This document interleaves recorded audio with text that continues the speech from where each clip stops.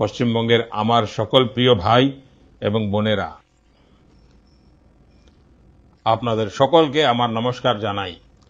গণতন্ত্রের প্রত্যেকটি উৎসব অত্যন্ত পবিত্র হয়ে থাকে। আমারও বাংলার এই উৎসবে অংশ নেওয়ার সুযোগ হয়েছে। বিগত কিছুদিন ধরে আমাকে আপনাদের সকলের সামনে বেঙ্গলের উন্নয়নের বিষয়ে, বাংলার উজ্জ্বল ভবিষ্যৎ নিয়ে, বাংলার যুব প্রজন্মের উজ্জ্বল ভবিষ্যৎ নিয়ে বিজেপির যে রোডম্যাপটি রয়েছে, সেই রোডম্যাপকে রেখাঙ্কিত করার, আপনাদের সকলের সামনে উপস্থাপন করার সুযোগ পেয়েছি। আজ সন্ধ্যা 5টার সময় নির্বাচনী প্রচার শেষ হতে চলেছে। এই নির্বাচনের আমার শেষ র্যালিটিও এইমাত্র শেষ হয়ে গেছে। আমি এখন এই পত্রটির মাধ্যমে বাংলার আমার প্রত্যেক পরিবারের সদস্যকে কৃতজ্ঞতা তো প্রকাশ করতে চাইছি, কিন্তু আমার নিজের মনের ভাবও ব্যক্ত করছি। বন্ধুগণ, এই নির্বাচনী প্রক্রিয়ার সময় আমি বাংলায় এক অন্য ধরনের শক্তির অনুভূতি লাভ করেছি। এতটা গরম থাকা সত্ত্বেও, এতগুলি র্যালি করার পরেও আমার বাংলার এই নির্বাচনী প্রচার অভিযানে বিন্দুমাত্র ক্লান্তি অনুভব করিনি। এই সমস্ত র্যালি, এই সমস্ত রোড শো আমি অনুভব করতাম যেন আমার এক তীর্থযাত্রা হচ্ছে। আমি যখন মা কালীর ভক্তদের মধ্যে যেতাম, তখন সম্ভবত মা কালী নিজেও আমাকে ক্রমাগত নতুন শক্তিতে পরিপূর্ণ করে দিচ্ছিলেন। যখন জানুয়ারি 2024-এ অযোধ্যায় রামলালার প্রাণ প্রতিষ্ঠার আয়োজন করা হয়েছিল, তার আগে আমি অত্যন্ত শ্রদ্ধার সঙ্গে 11 দিন ধরে একটি অনুষ্ঠান করেছিলাম, ব্রত পালন করেছিলাম।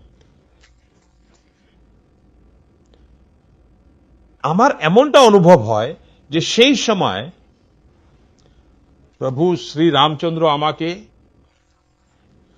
অসীম শক্তিতে ভরিয়ে দিয়েছিলেন। এই নির্বাচনেও আমার সেই একই অনুভূতি হয়েছে, যেমনটা কোনো দেবী দেবতার মন্দিরে দর্শনের সময় হয়ে থাকে। ঈশ্বররূপী জনগণ জনার্দনের দর্শন পেয়ে আমার মধ্যে এক নতুন শক্তির সঞ্চার হয়েছে। বন্ধুগণ, বাংলার সমস্ত র্যালিতে এবং রোড শোতে আমি এত বেশি আন্তরিকতায় ভরা বার্তা আর ছবি পেয়েছি যে আমি সেগুলোকে কোনো দিনও ভুলতে পারবো না। র্যালি এবং রোড শো শেষ হওয়ার পর যখনই প্রথম সুযোগ পাই, আমি রাত্রে খুব নিশ্চিন্ত মনে সেই ছবিগুলোকে দেখি। আপনার ভালোবাসায় ভরা বার্তাগুলো, আপনার পাঠানো চিঠিগুলো পড়ি আর নিজের উত্তরও লিখিয়ে নিই। সে যুবক যুবতীরাই হোক, বোনেরা হোক বা মেয়েরা হোক, গুরুজনেরা হোক, প্রত্যেক বয়স গোষ্ঠীর বন্ধুগণ, আপনাদের মধ্যে স্নেহের যে ভাবটি প্রকাশ পায়, যা আমি দেখি, অনুভব করি, আমি আজ বলতে চাই,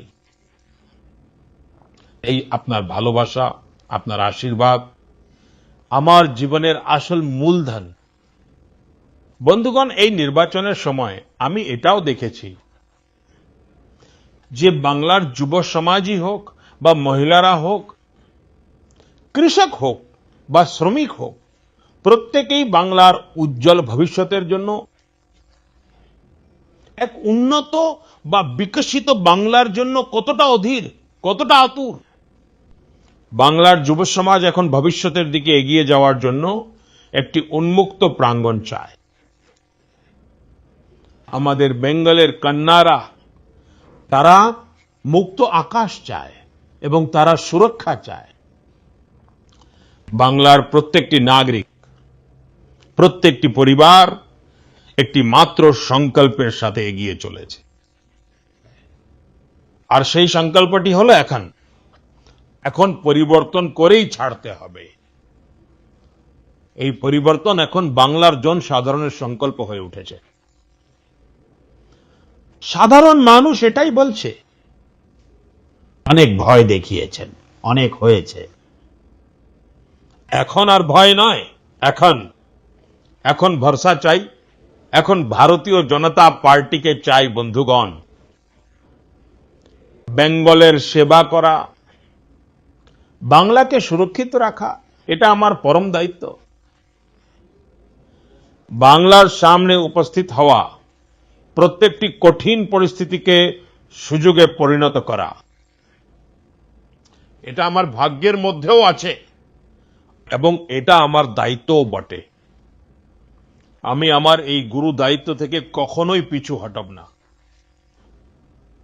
আমি আপনাদের ভরসা দিচ্ছি যে এই বাংলায় বিজেপির মুখ্যমন্ত্রীর শপথ গ্রহণ করার যে উৎসব, তা আমরা সবাই মিলে পালন করব। এটা আমার ব্যক্তিগত বিশ্বাস নয়, আমি আপনাদের সকলের ভেতরে এই বিশ্বাসকে অনুভব করেছি। আমার প্রিয় ভাই ও বোনেরা, প্রথম দফার যে ভোটদান হয়েছে তা ইতিহাস রচনা করেছে। এখন আপনাদের দায়িত্ব হলো যে আগামী 29শে এপ্রিল আপনারা বেশি থেকে বেশি সংখ্যায় ভোটদান করুন। গণতন্ত্রের এই পবিত্র মন্দিরে বিজয়ের পতাকা ওড়ানোর আপনাদের কাছে এক অসাধারণ সুযোগ এসে উপস্থিত হয়েছে। আমরা সকলে মিলে বাংলাকে উন্নত করে গড়ে তুলব। আর এটাই হলো মোদির গ্যারান্টি। ব্যাস, আজকের জন্য এটুকুই। আপনাদের একান্ত আপন সেবক নরেন্দ্র মোদি।